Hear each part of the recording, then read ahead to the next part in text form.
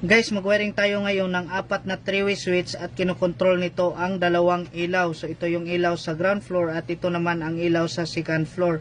So gumamit tayo ng 3-way switch para pag akyat natin, maliwanag na doon sa second floor. Same lang din sa ground floor kasi pwede natin ito i-switch and off sa second floor at pwede rin natin ma-switch and off sa ground floor. So ito yung purpose ng 3-way switch. So ito yung unang ilaw natin guys, lagay natin to sa ground floor at ito namang isa, lagay natin din dito sa second floor. Ngayon guys, gumamit tayo dito ng 15 ampere circuit breaker. Ito na yung supply natin na 220 volts.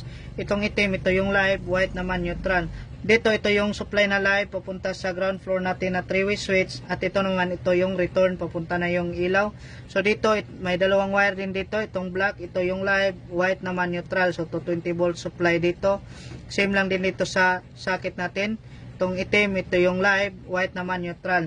Dito naman sa kabila guys, ito yung supply na live dito sa second floor natin na 3-way switch. At ito namang isa, ito yung return papunta dito sa second floor na ilaw. So dito guys, may makikita kayong apat dito na wire. So ito ang traveler ng 3-way switch ng ground floor at 3-way switch ng second floor. So itong dalawa, ito yung traveler ng ground floor, papunta yan ng second floor. So itong isa, ito yung traveler 1 at ito namang isa, ito yung traveler 3. So same lang din dito sa kabila, ito yung traveler ng second floor papunta dito sa ground floor. So ito yung traveler 1 at traveler 3. So may traveler tayo guys para kahit saan dito pwede natin i-switch and off sa ground floor at pwede rin natin i-switch and off sa second floor. Live natin na galing sa load side ng circuit breaker, dito natin i-connect ang supply na live dito sa ground floor na 3-way switch at supply na live dito sa second floor natin na 3-way switch. So itong tatlo guys, splice natin to.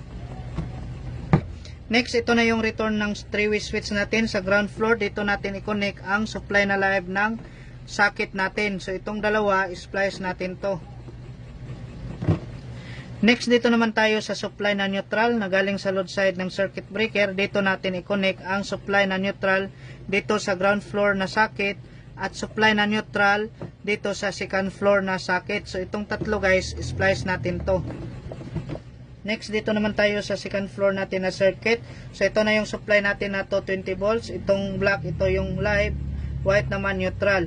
So live natin, dito natin i-connect ang supply na live dito sa second floor natin na 3-way switch. So itong dalawa guys, splice natin to. Next, dito naman tayo sa return ng 3-way switch natin sa second floor. Return ng 3-way switch, dito natin i-connect ang supply na live dito sa socket natin sa second floor. So itong dalawa guys, splice natin to.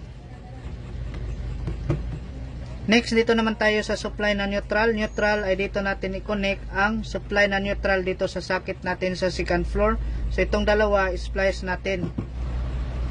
Next ay ikabit na natin ang 3-way switch natin. So ito yung 3-way switch sa ground floor, ito namang isa 3-way switch sa second floor. Next, ito na yung supply na live papunta dito sa 3-way switch natin. At itong isa, ito yung supply na live na return, papunta yan sa ilaw. So itong itim natin na supply na live, dito natin i-connect yan sa may marka na 0 sa 3-way switch. So connect natin dito. Next ay ang dalawang traveler naman natin ang i-connect dito sa unang switch. So ito yung traveler 1 at traveler 3. So itong traveler 1 guys, dito natin yan i-connect sa may marka na 1 dito sa 3-way switch 1 natin sa ground floor.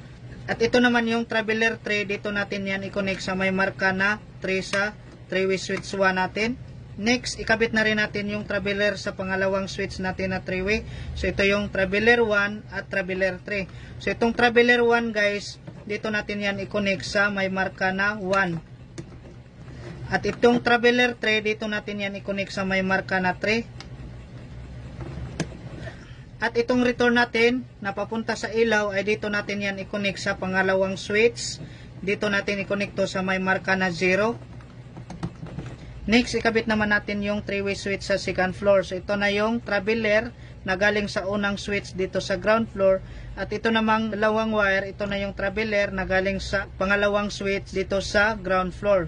So ito yung traveler 1 at traveler 3. Dito naman, ito yung traveler 1 at traveler 3.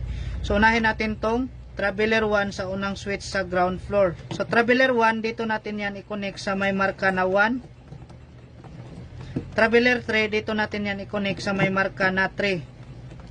Next, ito namang return na papunta sa socket natin, dito natin yan i-connect sa unang switch ng 3-way switch sa second floor natin. Sa may marka na 0, dito natin to ipasok. Next guys, ikabit naman natin tong traveler na galing sa pangalawang switch sa ground floor. Ito yung traveler 1 at traveler 3. So traveler 1, dito natin yan i-connect sa may marka na 1, dito sa pangalawang switch natin sa second floor, 3-way. Next, ito namang traveler 3, dito natin yan ipasok sa may marka na 3, dito sa pangalawang 3-way switch natin. Next ay connect naman yung live natin na supply papunta dito sa common ng pangalawang switch natin. So may marka dito na 0, dito natin yan i-connect. Ngayon guys, i-review natin, baka nalito kayo sa connection natin sa switch. Supply na live, dito natin yan i-connect sa may marka na 0 sa unang switch dito sa ground floor, at ito yung traveler 1 at traveler 3. So dito yan nakakonect sa unang switch sa second floor, ito yung traveler 1 at traveler 3. So ang may marka na 0 dito guys ay papunta na yan sa ilaw dito sa second floor. Tapos dito naman sa switch sa second floor guys, ito yung traveler 1 at traveler 3. So tapos dito natin kinonek yung supply na live dito sa may marka na 0, papunta yan dito sa ground floor natin sa pangalawang switch. Ito yung traveler 1 at traveler 3. So dito sa 0, ito na yung papunta sa ground floor natin na socket. Ngayon guys, tip na natin. Next, lagay na natin yung valve sa ground floor at ito namang isa sa second floor. Next, una natin ang circuit breaker. Next, on natin ang ilaw dito sa ground floor. At kapag umakyat tayo sa second floor, on na din natin itong ilaw. Pagdating natin sa second floor, pwede natin i-off yung sa ground floor at pwede rin natin i-off dito sa second floor.